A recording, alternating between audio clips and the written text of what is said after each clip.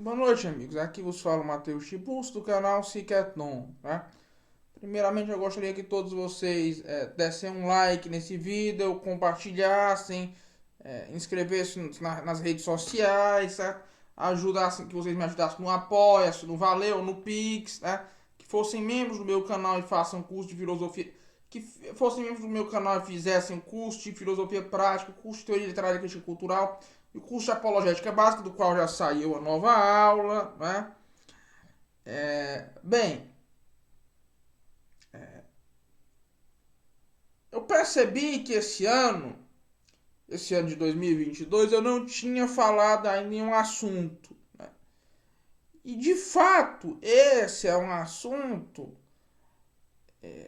pouco falado, que foi pouco falado esse ano, ou relativamente pouco, que é o centenário da Semana de Arte Moderna no Brasil. Que Semana de Arte Moderna aconteceu em 1922. Bem, em primeiro lugar, houve pouca. Foi um episódio que teve pouca comemoração e poucos comentários. Certo? Teve até algumas referências na mídia em massa, mas é algo que meio que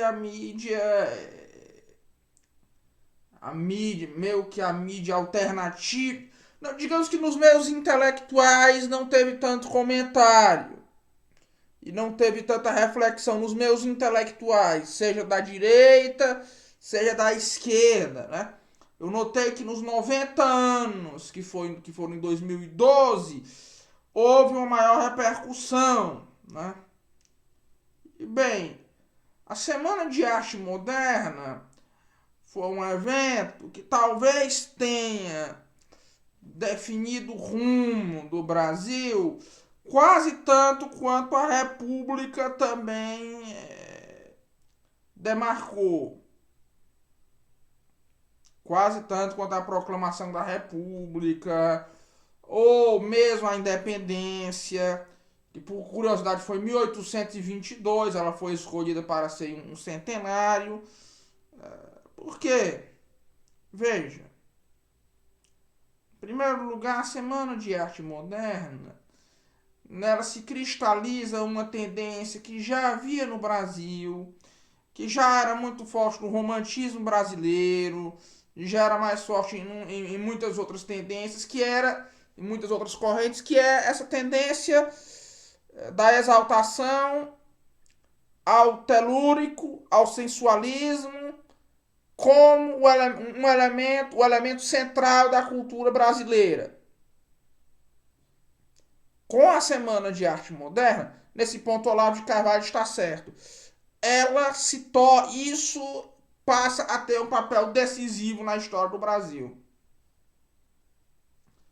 De uma maneira que é feito um giro decisivo da cultura brasileira, da história do Brasil, não só para o sensualismo, não só para o telúrico, como também para o medíocre, porque o referencial usado em quase tudo é o do homem brasileiro medíocre. O herói que é adotado é o Macunaíma, certo? O herói símbolo do Brasil, que é um herói malandro.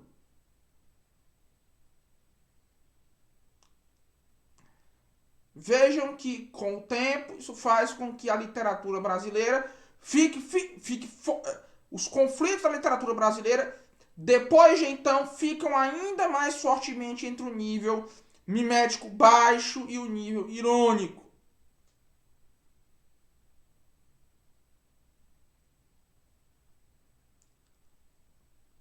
Porque é feita uma equiparação do Brasil a, digamos assim, a cultura brasileira é deslocada para o eixo do ordinário e o que está abaixo do ordinário, que é o medíocre. Outro fenômeno que se consolida é o seguinte: você vê uma ruptura, certo? Entre o movimento Pau Brasil e o movimento Verde e Amarelo, que o último é uma das origens do integralismo. Qual é essa ruptura? É a ruptura da tendência do intelectual brasileiro buscar o seu sentido, o sentido da identidade do brasileiro na natureza, e o outro no sentido de buscar a identidade do brasileiro na história. Certo? História do Brasil. No fim, essa primeira tendência ganha. E o que sai daí é o seguinte, que nesse processo o intelectual brasileiro e o brasileiro como um todo, via aculturação, não, aculturação não, via por osmose, ele começa a perceber que o elemento constitutivo da nação brasileira é a sua natureza. As matas, o verde, não sei o que é constitutivo da nação brasileira. No caso, o nacionalismo brasileiro torna-se um nacionalismo fiduciário. Um nacionalismo cuja maior importância é, digamos assim, a defesa de um patrimônio indeterminado. Que é de todos, mas de ninguém em específico. Esse negócio de defesa das matas, defesa de não sei mais o que, certo? O terceiro fenômeno é o seguinte, surge na intelectualidade de esquerda brasileira algo que só surgiria no resto da esquerda mundial 40 anos, mais ou menos entre 30 a 40 anos depois, certo?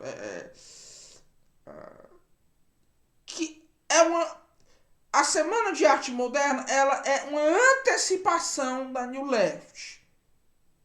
Isso Perry Anderson disse naquele livro dele, que é alguma coisa do Brasil, que foi escrito, acho que foi publicado em 2018, eu não me recordo o nome do livro, ele foi publicado em 2018, que a Semana de Arte Moderna, ela é um ensaio regional do que seria a New Left. E os idealizadores da New Left estavam cientes disso. Por quê?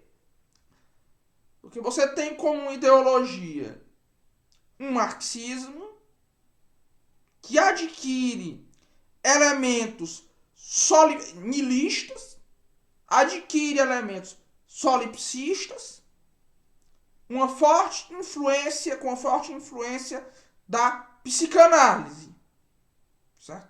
De ideias psicanalíticas, uma influência muito precoce das ideias psicanalíticas no marxismo. Lembremos que as ideias de Gramsci, ele ainda estava em formação nessa época, salvo engano. A escola de Frankfurt é algo que demoraria ainda para ser fundada. É o Institut für Sozialforschung. Então você vê que a esquerda brasileira já tem, desde o seu nascimento, esses elementos do culto à sexualidade, esses elementos de, digamos assim, desconstrução da cultura, essa influência psicanalítica, esses elementos nihilistas, solipsistas, etc., é algo que já...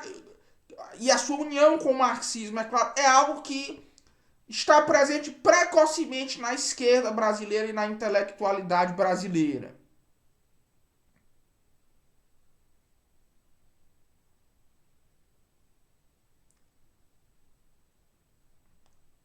Mas antes disso existir no resto do mundo.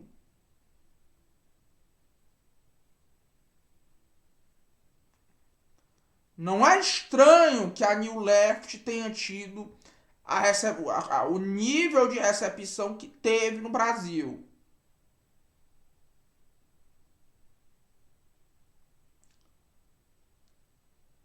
Como a reação à Semana de Arte interna desse movimento, surge o movimento verde e amarelo, que depois se tornará a influência do setor paulista do integralismo, que é essa busca pelo Brasil em uma meta-história, o entendimento do brasileiro, em uma meta-história universal do Logos, certo?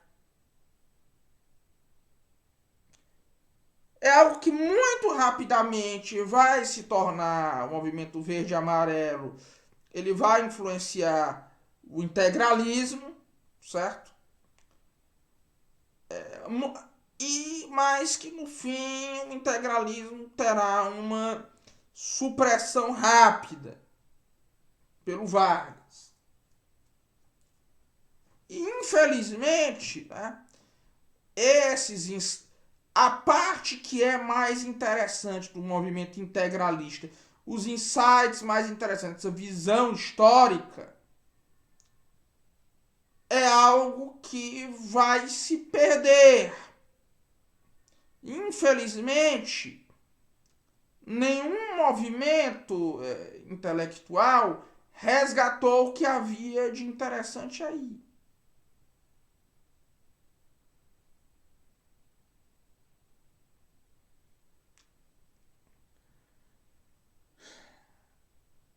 De modo que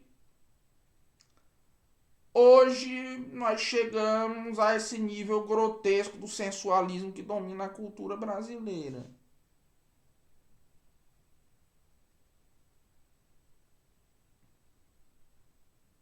Aliás, curiosamente, digamos assim, que o maior recipiente da New Left do Brasil, no Brasil, que foi o mestre digamos assim, de praticamente toda a intelectualidade de esquerda que se seguiu no Brasil, foi um ex-integralista, que era o Álvaro Vieira Pinto. Né? O Álvaro Vieira Pinto é uma figura muito obscura da intelectualidade brasileira, é uma figura que a própria esquerda prefere esquecer.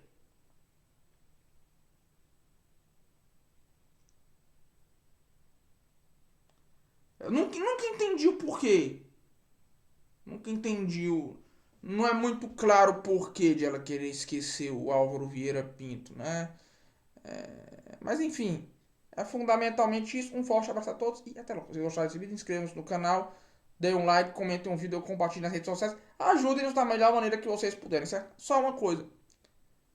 O resultado da minha biópsia deveria ter sido esse fim de semana.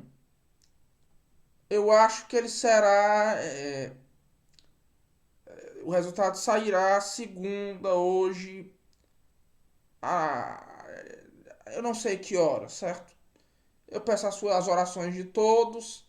Não sei se quando o vídeo for ao ar ele já terá sido publicado. De todo modo, um forte abraço a todos e até logo.